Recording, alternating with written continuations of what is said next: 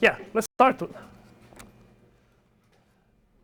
Okay, so the brief introduction, AMOS, well, is just one of the SEM programs. SEM, structured equation modeling, was developed to overcome a lot of frustrations among social scientists. So we have a lot of frustrations, right? And especially the problem is we have so many variables. And now the regression has been a great tool to deal with the multiple independent variables. But there's a restriction. You have only one dependent variable. And actually the path analysis was suggested to overcome that. So you can deal with now multiple dependent variables. Well, the suggestion was found in actually 1932. It's amazing, right? And I just dig out that paper. It was just handwritten paper. But anyway, there was we have that kind of history. But path analysis still is a has some limitations. And another thing is that the theory is getting more comprehensive, more complex. We have so many variables involved.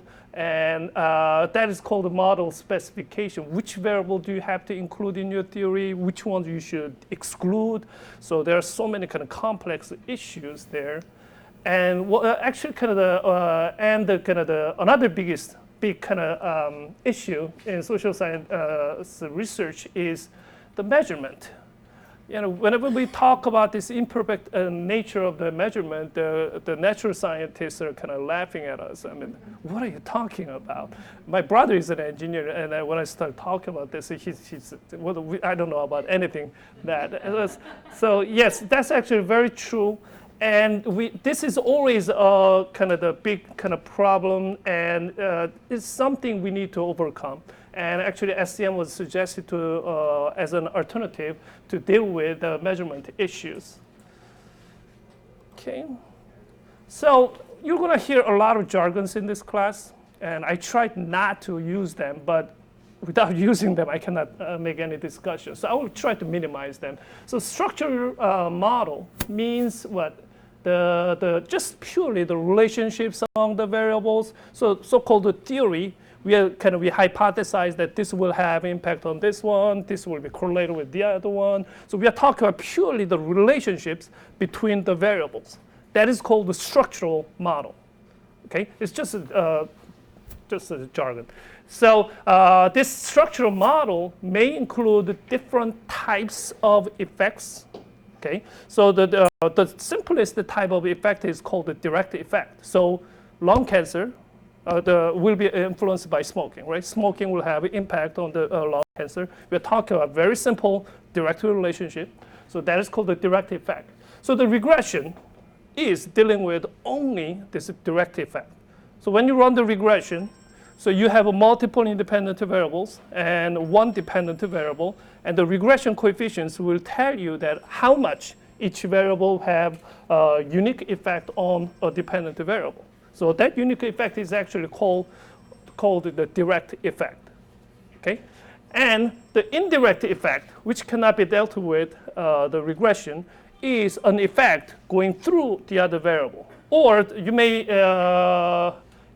use to a different term, so-called mediation. So mediation is the indirect effect. So the smoking will not have direct impact on the the lung cancer, but it will have impact on something else, and then it will have an impact on the lung cancer. So we are talking about indirect effect through other variables. Now, the indirect effect was a dealt with the path analysis. So path analysis was a really great jump in terms of the statistical approach. And in 1980s, actually, we used this there was this big the revolution with the path analysis. Well, actually the reason with that boom with the path analysis because it could be done by hand. Okay, so with the simple the programs, just as with the SPSS, you could run path analysis. And at that time, they knew about this concept of structural equation modeling. It was just emerging, but people couldn't do it because we didn't have the computing power. Okay, now the disturbance is a kind of probably another jargon we use in SEM. Residuals or errors, what else? Disturbance, they all kind of interchangeable. There are slight differences. People make very fine distinctions among them. I will briefly mention them later, but in terms of just the SEM, people call all of them as a disturbance. Something else. Well, you're talking about smoking and the lung cancer, right? But the lung cancer will not be solely caused by smoking. There should be a lot of other kind of factors, right? Other kind of causes. And all those causes, actually, we don't know, or we are not interested in them. We cannot simply find out which ones are the other kind of causes. We call all of them as disturbance. In regression, we call them as residuals because that's unexplained variance, right? We don't know where it is coming from, but it is there. Okay, so especially disturbance is kind of an important concept because we simply, whenever we talk about these structural models, the relationship between the variables, we do not focus on the disturbances, right? Right, because that's out of our question. So we just kind of think, okay, we don't pay much attention to this. But in SEM, actually, you need to. So the SEM actually forces you to think about the concepts involved that you're interested in, also the concepts that are not included in your model too. So that's a kind of another aspect. So disturbance, always keep in mind, this should be included in the SEM. I will explain this later. Okay, so brief summary about regression. As I already told you, it deals with multiple IVs, but not multiple DVs. Okay, and the path analysis can deal with this issue.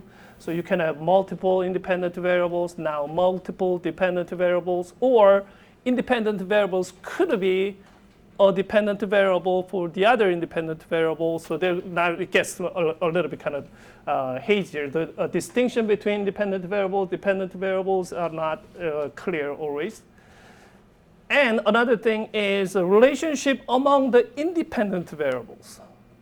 Well, why did you include so many independent variables? We just assumed that, because they have an impact on the dependent variable. Okay, then what about the relationship among the independent variables? We didn't actually question that much because it is kind of controlled in regression. What is it? They are all related to each other, correlation. So they are all correlated with each other. I don't know how, I don't know why, but I just do know that they are just correlated. So that's a little bit kind of irresponsible kind of the assumption about the relationship among the independent variables. That's what we are doing in a regression. So a little bit more developed model is path analysis. Now you're talking about how and why each independent variables are kind of related. So I will show you this through the actual kind of the graphs, the diagrams. Then you will have a better understanding about this. And another hidden assumption in regression is this: the measures are supposed to be are assumed to be perfect. We are lying to ourselves, right? But this is a big assumption. The regression coefficients can be trusted, will be accurate, only when all of the measures involved are 100% accurate. In other words, the reliability coefficient should be 1, which never happens, right? So as we have we include more kind of errors in the measures, our regression coefficients will be all in error. So they are all inaccurate. And so actually, the path analysis shares the same kind of assumption because they include only observed variables. The scores are 100% kind of trusted. So that's the kind of the problem with both approaches.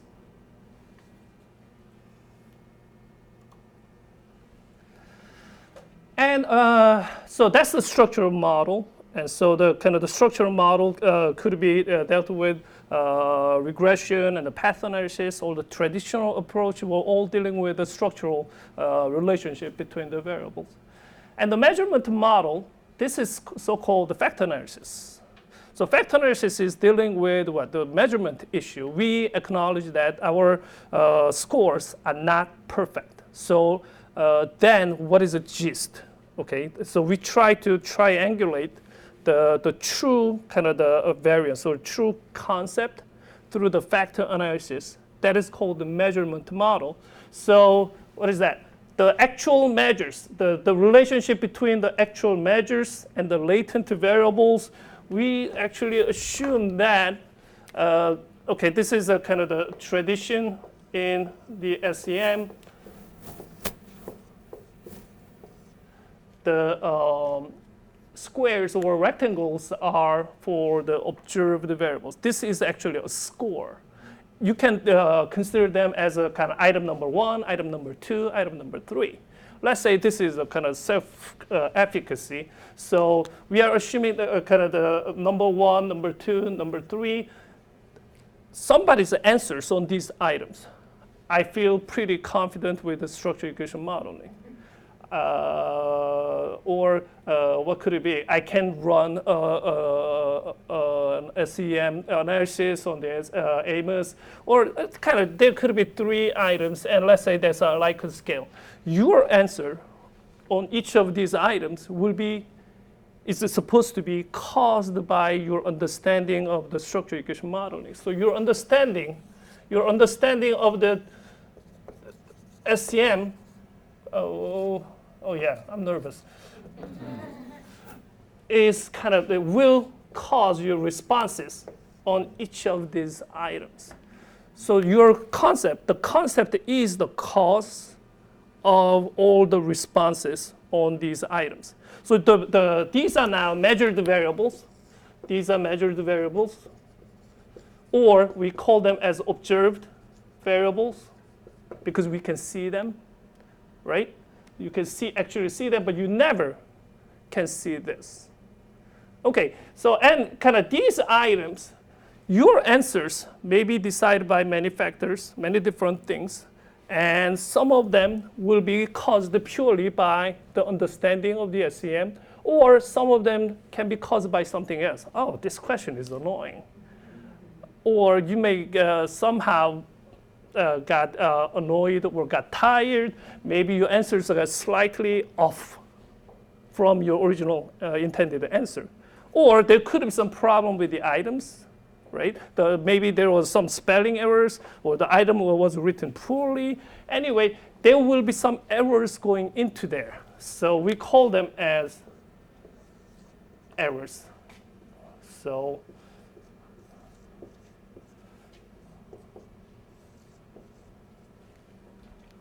like this. This is how we conceptualize the relationship between the actual items and the concept you want to measure.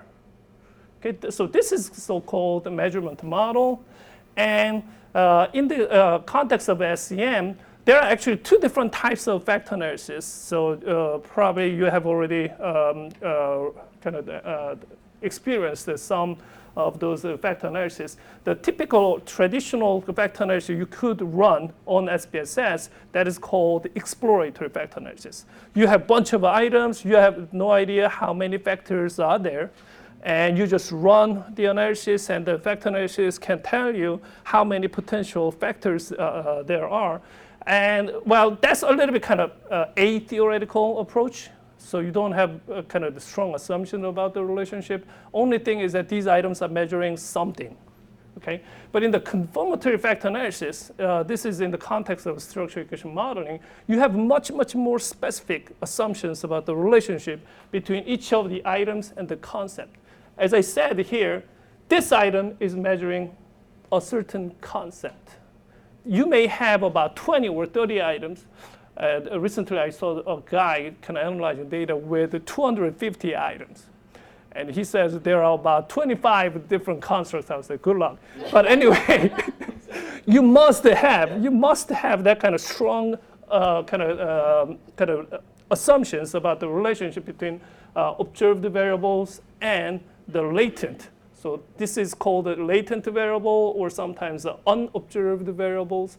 And this is the concept you want to measure. Actually, it has a lot of different names too, right? Factor or concept or construct. They're slightly different, but we use them interchangeably. Okay, so in this frame, okay, the factor means the common variance of observed variables. Oh, I gave you another different name, manifest variable or observed variable and measured variable. Sorry for all the jargons, but that's the nature of this analysis. So, okay, so the confirmatory factor analysis and the factor means what? So it's statistically, you can have variance. Some people have answered 1 or 5 or 6. The answers are all different depending on the level of your understanding. So people's answers are different, answers are different. Now, why are they different? Because they have different levels of understanding, right? So, and that is actually, that's conceptual definition of the factor, and that is kind of the, revealed through this so-called common variance. So these 3 items, let's say somebody, a person number 1, will say about 3, 5, kind of the 6. And there will be number 2, number 3. Different people will end up with different scores. And actually, overall, their scores will kind of move according to the level on this construct, right? And when they move together, the program can calculate, this is kind of correlation among these 3 variables. Okay, so how much they are correlated. If these 2 items are kind of perfectly correlated, then somebody has a low score will also have a low score on this too. So it should be like this. They should always move together on these 2 answers. Then you're going to have very high correlation, right, between 2 variables, and they have a high common variance. But you know that they will not going to move together perfectly, so you're going to have a little bit kind of lower relationship. Or anyway, now talking about 2 variables, the common variance is easy. Now, if you have 3 or 4, now it's beyond our mental capacity. But the computer can calculate how much correlation do these items have. Okay, so that is called the common variance, and that is the statistical definition of factor. So basically, it's a correlation. Okay, and then, so this measurement model now addresses the imperfect nature of measurement of construct. So in SEM, we're not going to deal with the measured variables, which are imperfect because of errors. Okay, and instead, we're going to deal with this one, common variance. So which is purely kind of out of, ideally, it is just kind of it is not influenced by any errors. So it is the essence of the relationship among the items. Okay, so this is probably the concept that we are looking for. Maybe, ideally, maybe it's a big jump. Somebody may think, is it really? But that's our kind of the nature of this empirical approach. That's all we got, okay? And that is the concept. So this is why your measurements is really, really, really still important. If your measurements are off, you still call it something else. You just run this analysis. It may look good, but you have to seriously think about what you're actually doing with the actual kind of the items. Oops. Okay, just kind of brief overview about the measurement issues to understand the kind of the disturbances, the importance of the disturbances in SEM. We got to go through this. I will do it quickly. In the classical testing theory, the score variance, I already told you about the kind of the scores are different on each of those items. Why? Because true variance means what? Because they have different levels in terms of understanding of the structural equation modeling. Or there could be a random error I mentioned about. It could be from the item, could be from your physical, the personal issues, could be something else. Who knows? There's something else. So those are all called the random errors. So the reliability, it is actually calculated by the overall score variance. You can calculate the variance of all the scores and how much is caused by the true variance. That's a ratio. So 0.90 means about 81% of all the variance is caused by this, and 19% something else. Okay, so that is the definition of reliability in the classical testing theory. So, well, keep in mind that those error variance, this is kind of the, how can I say that? This will have, I don't want to go into this, have a normal distribution and the mean of 0 is supposed to be. So nothing will be correlated with errors because it's completely random. Okay, any relationship between the variables or any kind of between even the items, we can calculate those correlations. They will be all caused by true variance. Okay, now as you have a lower true variance, in other words, these items are not reliable. So you have a low reliability estimate. It means what? Now the correlations between the variables, so you have so small true variance. If you calculate the correlations with anything, it will be smaller, smaller, smaller. Okay, so that's the reliability. But this is where I was going. So the validity is a kind of actually is a subset of reliability in the classical testing theory. Let's say this is a total variance. Variance of item number 1. It is caused by, let's say, true variance is this much, and this was the error. Okay, now, in terms of kind of validity, this true variance is can have two components. And as you can see, it is called the common variance, and the other one is called the unique variance. So you further divide this true variance into two parts, and one part is the common variance. In other words, as I said before, when we triangulate this concept out of the multiple variables, they have something in common. Okay, now we are talking about now the true reason why somebody showed different answers on this item. Okay, so you got to think about, okay, maybe their level of understanding of the concept is different, or there could be something else. I can run the SEM in AMOS. Maybe there is something else. I'm not really confident, but I do understand this well, but I'm not really familiar with how to use SPSS, for example. Okay, so there is something else that has impact on the answer on this item. So that's a unique variance. On the other item, however, maybe it is completely something else. Let's say it was worded, I am 100% confident with AMOS. To me, 100% is too strong kind of term. So I feel a little bit kind of different. So that's another unique. It is unique to what? Each item. So each item, the answer can be decided by now one thing and another kind of unique cause, right? So we further divide the kind of true variance into that way. And what we are talking about with the validity is this. So validity means what? Are we measuring what we're supposed to measure? So what we're supposed to measure is what? Understanding of SEM, not something unique with each item. About my confidence with the SPSS, no. My kind of feeling about this strong word, 100%, no. They are not.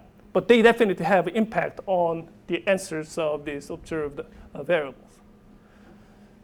Okay, so So the unique variance is the influence of what we call kind of all those kind of different variables are third variables. So that's the unique variance.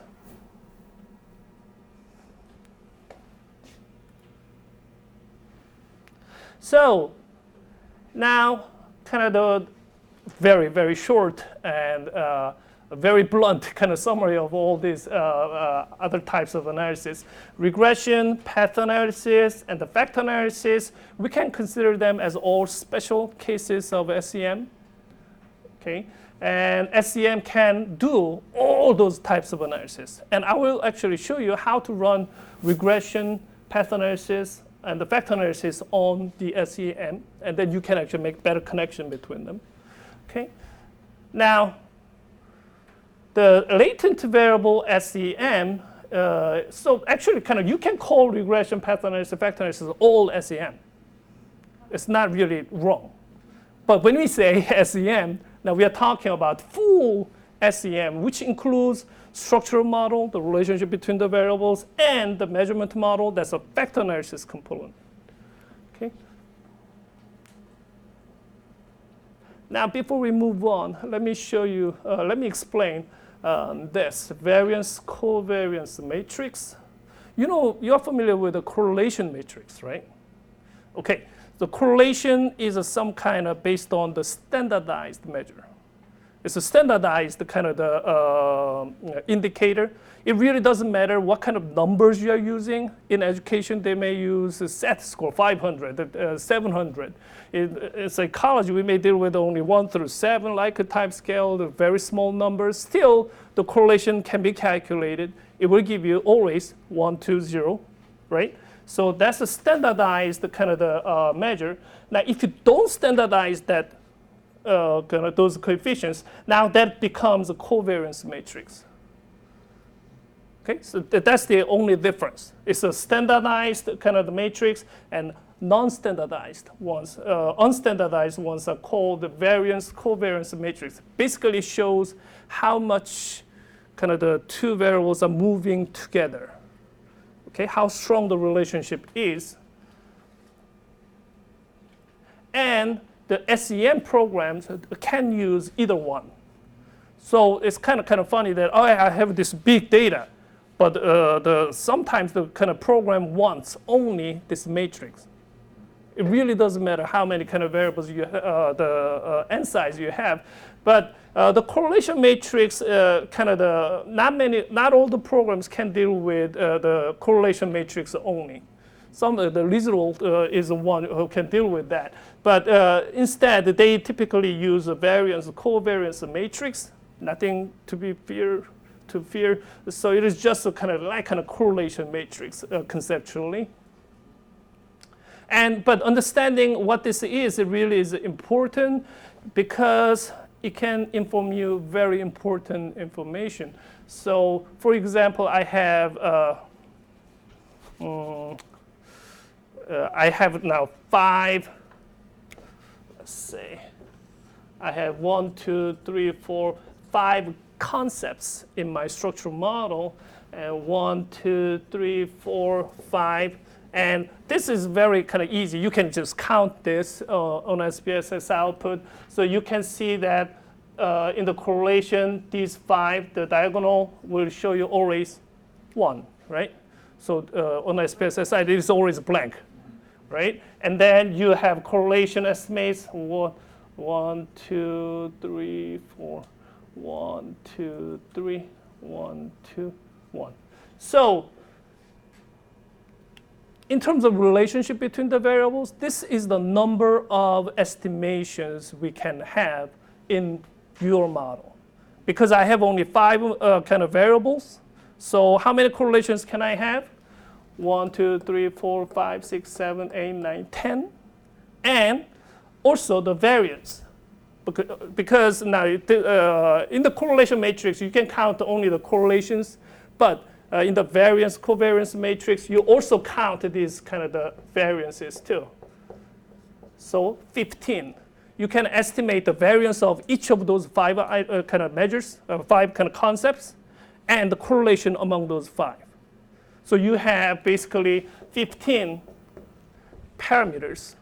We say you have 15 parameters in your model. So this is the maximum number of estimations I can have. Okay? So keep that in mind. It is very important when you kind of line up, when you kind of try to figure out the relationship among the variables. Okay? Jargons, a lot. Okay, now fix the parameters and the free parameters. And I told you about this hypothetical model. Whoa.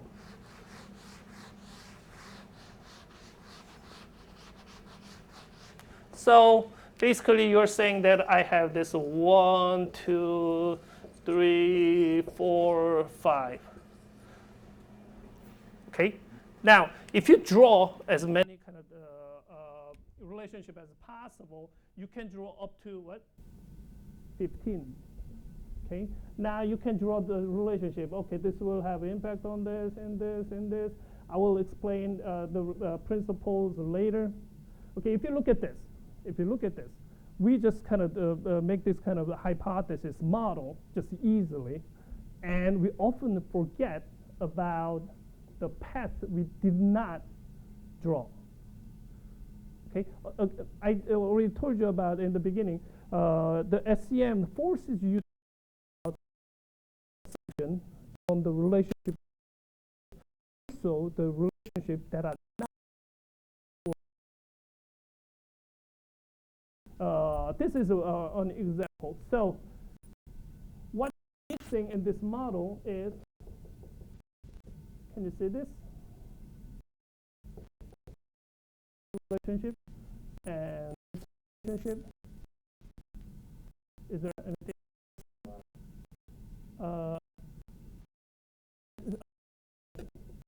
There are many missing relationships. This way, actually, there should be 15, and well, excluding the variances, if you have 10 lines or 10 relationships in this model, should include 1, 2, 3, 4, 5, 6. Other 4 are missing. So that's the structural equation modeling kind of oriented thinking. You have to think about what's missing there. Okay, so fixed versus the full parameter. It sounds kind of a little kind of the opposite. When you draw this line, it means you are asking, you are kind of commanding the SCM program that tell me how much this relationship is. So this is so-called the free parameter. So freely estimate this relationship. Okay. Now, actually, the missing path, they are really strong assumptions. What you're saying to the program is, this relationship must be 0. You are actually telling that there is no relationship between these 2 variables. So you are actually fixing this relationship to 0. So that is called actually fixed parameter. So it sounds the opposite, isn't it? I always feel that way. So this looks like kind of fixed, but actually it is the opposite. Okay, so actually this is a good lesson. Something, the missing path is a very strong assumption. We often do not think about it seriously, right? So that's the kind of relation, the fixed and the free parameters. Exogenous variable and endogenous variables. So-called kind of the presumed causes are called exogenous variable. So cause and effect endogenous variable, but it's this distinction is not always clear, right? Because you have multiple independent variables, multiple dependent variables. This one could be a dependent variable for 1, but this could be independent variable for 5 too. Okay, so when you see this kind of diagram, the exogenous variable should not have any path toward it. So only number 1 here is the exogenous variable. All others are endogenous variables. And why do we make that kind of distinction? because it's a little bit tricky to explain. Whenever you have an endogenous variable, you should assume that there is a disturbance or error that have an impact on that. Now, this is another thing we are we don't think about when you set up a model. So we think that, okay, this number one, according to this model, number one has effect on number three, right? So is that all the impact that decides this number three? Conceptually, no. Conceptually, no. So that's why we have to think about there are third variables. So maybe certain % of variance will be explained that way, right? So about, let's say, depending on the regression coefficient, let's say this was about 3, I don't like that number, 5 is 0. Then about 25% of the variance will be decided by number one. How about 75%? Something else. If you did not include this, what you're saying is 100% of variance in 3 will be decided by number one. Okay? So that's why we make that distinction. But with the exogenous variable, we don't say that. We don't assume that. Why? Because we don't need to. So this one will have just make the impact on the others. How was it decided? Could be there are other factors, but that's the boundary of our model. We think that there are no other things causing this. If it does, then you should include a path and another exogenous variable. Okay? So that's the distinction between them. Again, exo means outside, so it's going outward. Endogenous variables, they do have paths toward them. Oh, okay, I can have about a week worth of lecture on this. Over-identified, just identified. Oh, because I already explained this, maybe I can do this easily. Oh, I'm sorry. This should be under-identified, the third one.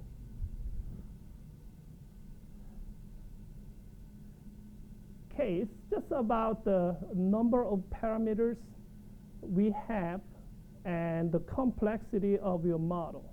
Now, I said we can have 15 parameters here, right? It's the relationship among them and the variance of each of the concepts. So your model cannot have more than 15 parameters. Does that make sense? So, but if you do, now you got a trouble. You have very complex models, but you don't have enough data to estimate all the effects. So, for example, this could be, now you included each and every relationship. So you have now 15 parameters, and you also included another path like this. Or maybe you can include paths like this. So this one now has more parameters than your data. Okay? So this is something impossible model to estimate. Well, you have only 15 numbers, but it's like a puzzle game. You have only 15 puzzle pieces, and this one asks you to put 17 pieces. Can you do it? You can't. Now, this is so-called under-identified model. You don't have enough puzzle pieces to have a big picture. So that's the impossible model. So the overall, in SEM, we penalize complex model. When you have a complex model, it's more difficult to estimate, and you have a lot of other disadvantages. Well, actually, that follows the Rager's camp. What is that? Occam's Razor. Parsimony. So everything should toward the parsimony. So whenever you have two complex models, simply you cannot estimate. The program will not run. And if you have just enough 15 parameters here, now you have a perfect solution. You have a perfect solution. You can have each and everything will be estimated from the data, regression. is a just identified model. Path analysis is also, path analysis can be out of the just identified model, but regression is always just identified. So you have what? The solution for each path, right? Now, over-identified means now you have more data than your model. So you have now 15 possible kind of parameters, but because you exclude some of them, you have only 10 parameters. So you have less number of parameters than your data. Now this is kind of a little kind of looks a little bit impossible situation too. Now what it is saying, it is kind of the like kind of this. Do you still remember this? Right, and x minus y is, let's say, 2. Okay, now you have to estimate 2 parameters, 2 numbers, and you have now 2 equations. Kind of consider this number of equations as your covariance, the number of parameters you can estimate. You have actually kind of the number of the unknowns. You can consider them as number of variables you included, number of relationships you included in the model. Now, this is a happy situation, right? So you can find exactly correct answer. So this is called just identified model. Now, if you don't have this, can you find the solutions? You can't. Now, that is over-identified model. I'm sorry, under-identified model. And now, over-identified model is something like this.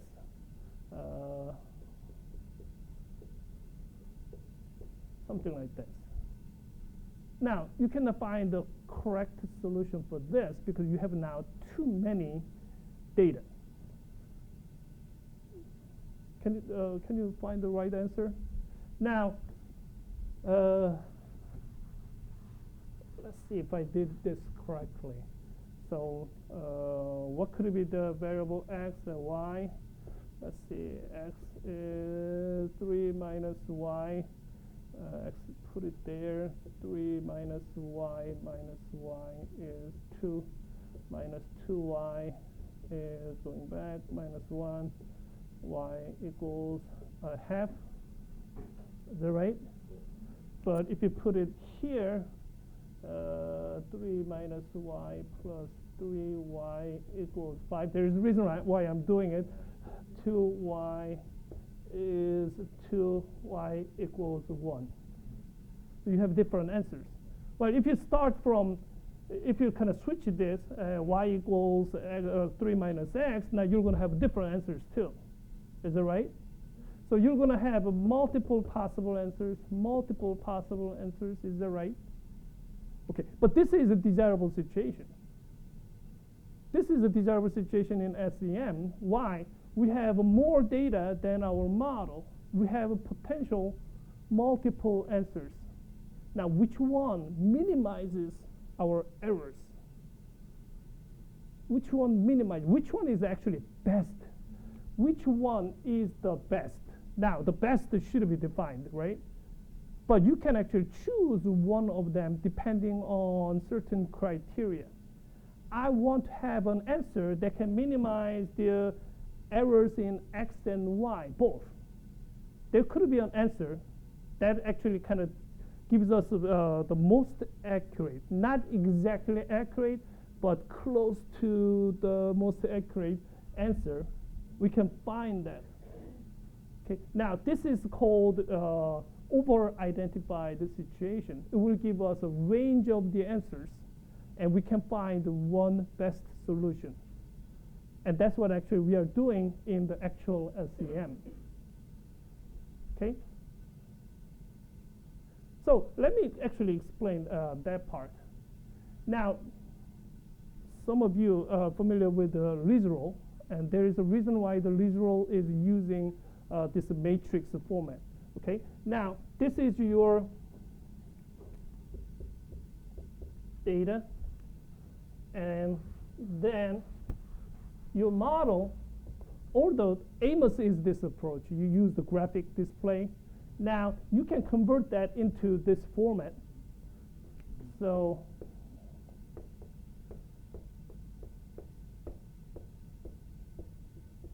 what are we saying?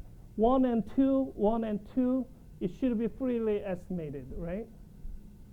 Okay, and 1 and 3 should be estimated. 1 and 4 should be estimated.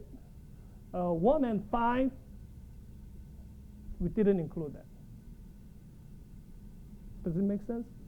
And number 2 has a relationship with number 1. We don't need to do that. It's already included. Number 2 and 3 was excluded. Number 2 and 4, yes. Number 2 and 5, yes. Now, number 3 was, let's say, number 4 is not. Number 3 and 5 was included. And 4 and 5 was included. And these will be estimated anyway.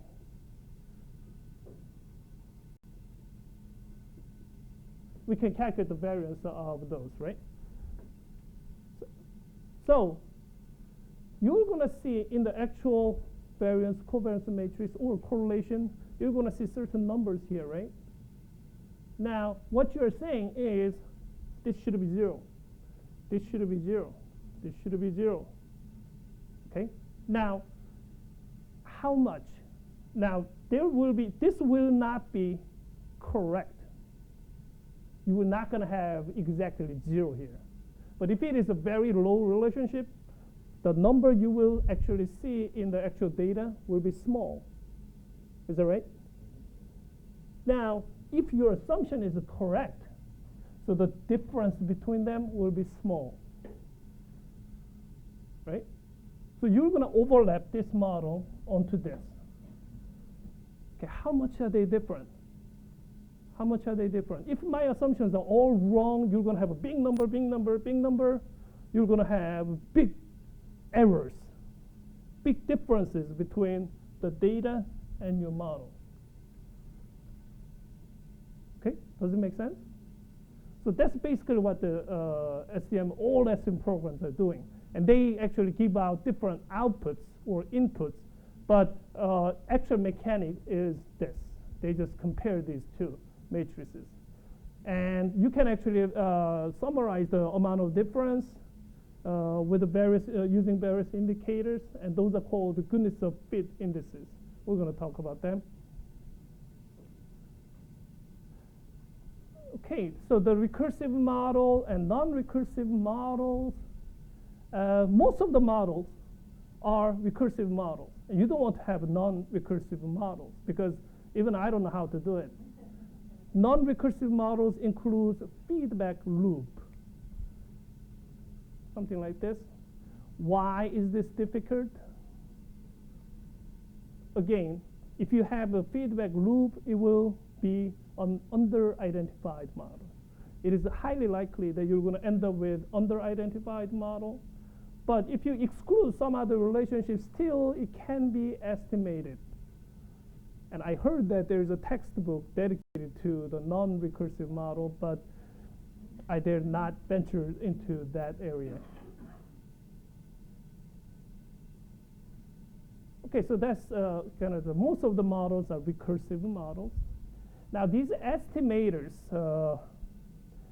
I don't think you were going to use more than two kind of the big different kinds of estimators. Maximum likelihood, this is so-called I was talking about with best. Now the regression model has its own, the regression is a typical multiple regression. We use a certain estimator. It is called the least square estimate. It is what? You try to minimize when you draw the line. You have the scatter plot and you draw a line and you are minimizing the sum of all these distances. So the least squared differences, that's the kind of the definition of best in regression. You can use the least squares estimator in SEM. It is possible. Well, regression is a part of SEM, that's why.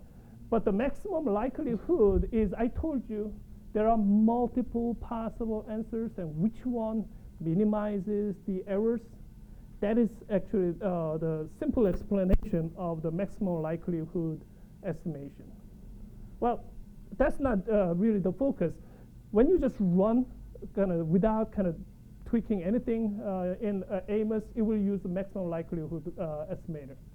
Sometimes, if you are in a very special situation, you want to switch to a different estimators, especially when you have non-normal data, which is a lot of times it is a big headache. So when you have non-normal data, there is a estimator called asymptotic the estimators. So they are the assumption-free estimators. So if you think your data is severely non-normal, you can choose to use that kind of estimator. So in that sense, the different types of estimators might be important. And actually, I was a little bit disappointed with the AMOS. AMOS said don't have many other options in terms of estimators. AMPLOS does have a lot. So so that's probably the two most important estimators. Well, it was a really blunt, very short introduction to the SEM. I highly recommend this book. Klein's book is like a, how can I say that? There are about 3 textbooks I really like in stats. This is one of them. I was reading this book in the Starbucks when I first got it, and in 2 hours I could finish about 2/3 of the book. It was written so well. It was easy reading, and if you have a good basis with the regression, this book is really terrific. It's really so. You don't need to actually worry about too much about your statistical background. He doesn't use much many jargons, and just really, this is the first edition. There's a second edition came out. Actually, I prefer the first edition. It's a very small book, very easy to read, good introduction to the SEM. I never seen this book, but a lot of people are talking about this book. It must be very thick, but it does explain vector path analysis. And another book